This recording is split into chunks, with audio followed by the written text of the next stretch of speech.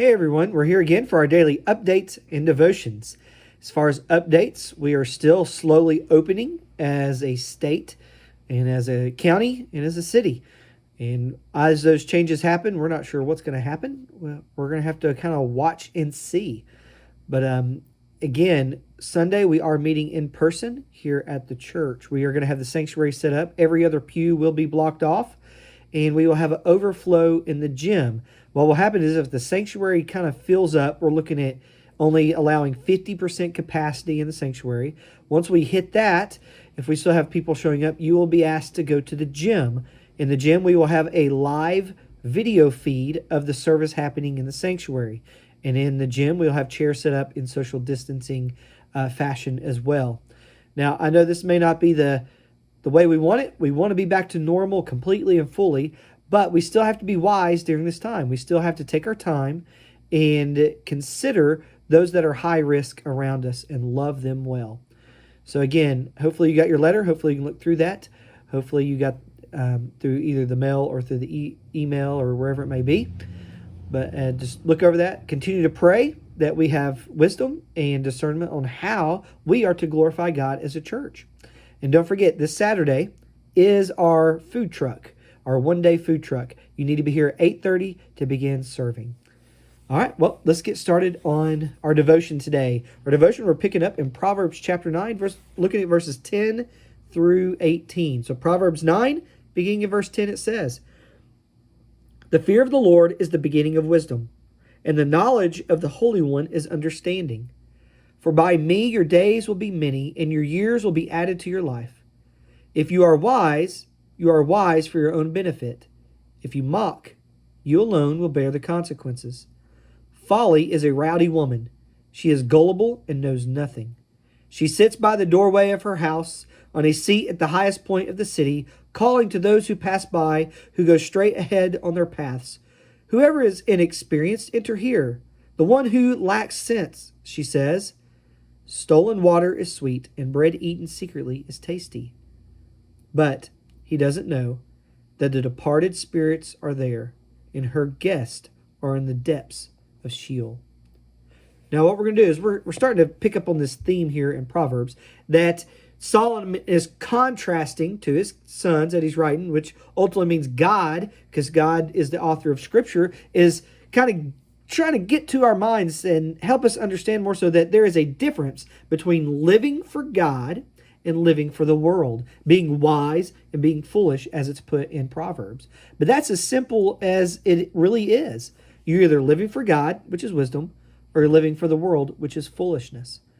And we're going to see that contrast here again in this section of Proverbs 9. First of all, focusing on verses 10 through 12, it says here, "The fear of the Lord is the beginning of wisdom." Now that word fear literally means fear, being afraid.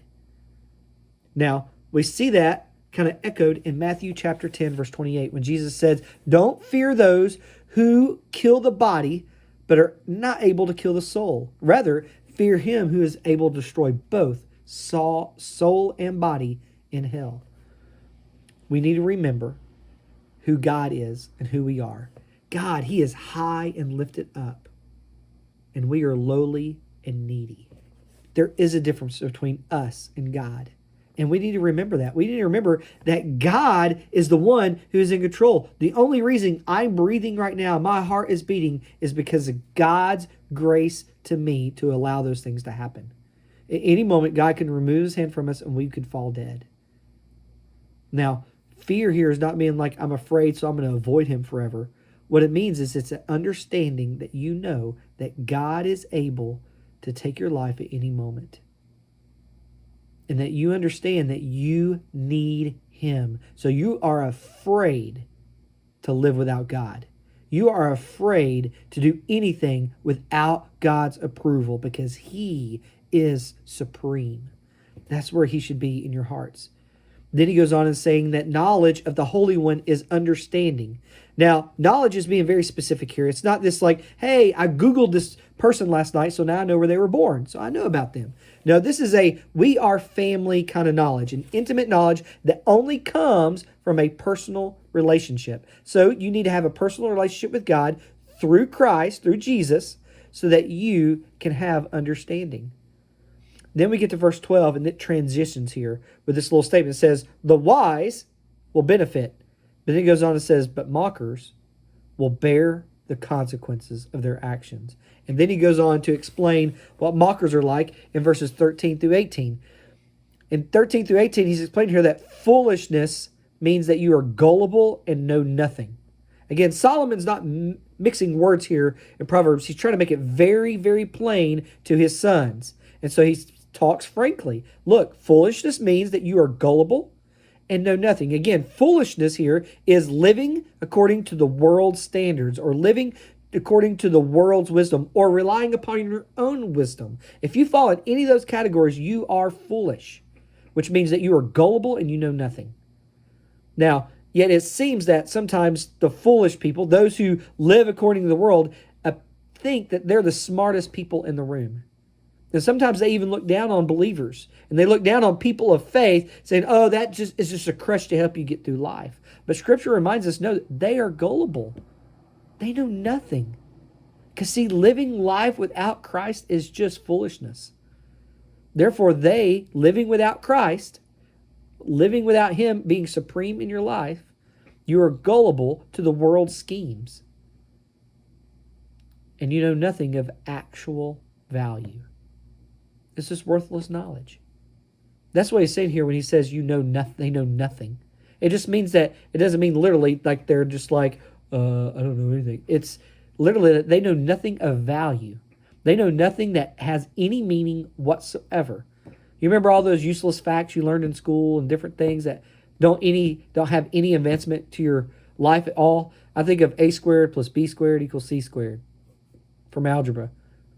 I don't ever use that. It's like, why even I do you need to know that? Well, that's what it's like when you live according to the world or to your own heart. You're saying you're just using this knowledge that has no meaning or purpose in your life whatsoever. So what happens here is explains too that you're gullible and you know nothing, because what's happening is foolishness tries to pose as wisdom. Here it's saying that in verse 16, hey, come to me if you're inexperienced, you lack sense, I will teach you, I will teach you. See, foolishness, the world is trying to pose or pretend to be wisdom. But remember, wisdom can only be from God. But the world will always offer you false wisdom, false hope, false truth. So don't be deceived, brothers and sisters. There is no such thing as wisdom apart from God. Because true wisdom comes from God. Now, I'm not saying, and we're not saying that you don't learn anything from the world and you just say, hey, if it's not, it's either in the Bible or nothing. Driving rules, when you're out driving around, the laws of the road and things like that, you're not going to find that in the Bible. That's not what we're talking about. What we're talking about is eternal things. What we're talking about is your soul and your mind and your heart, how you love, how you think, how you react, your attitude, your character. All those things is what we're talking about when it comes to character. So if you have a PhD in medicine, I am not saying that you are foolish and you know nothing. You are extremely smart and intelligent. But what I'm saying is when it comes to your soul and your spirit and your mind, your attitude, your character and all that, you can't look to the world. The world is foolishness. You have to look to God. So God's wisdom should be your passion. God's glory should be your desire. You can't do either of those things. You can't have a passion for wisdom, and you can't have a desire to live to glorify God if you're living for the world. Those two don't go together. So, you need to submit to Jesus, and you need to find wisdom. Have a great evening, and look forward to talking with you again tomorrow.